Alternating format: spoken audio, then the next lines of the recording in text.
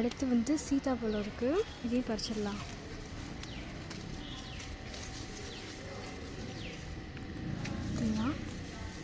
இது நாளைக்கு வச்சோடனே பழுத்துக்கும், நாளைக்கு சாப்பிட்றதுனால.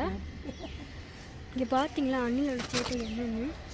ரொம்ப நாளாக பார்க்காம இருந்துச்சு போகல, இப்போ தான் பார்த்துருச்சு, மொத்தத்தையும் கடிச்சு வச்சிருச்சு. நல்லா பழுத்துருச்சு.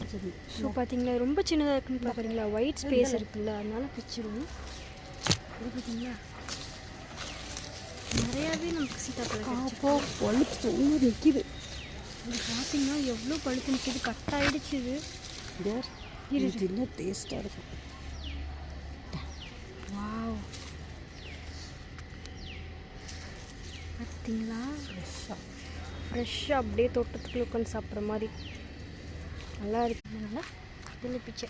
ஸோ காய்ஸ், இன்றைக்கி நம்ம வாழையில் டே முடிஞ்சிடுச்சு. இப்போ நம்ம எத்தனை ஐட்டம் கிடச்சிருக்குன்னா 1 2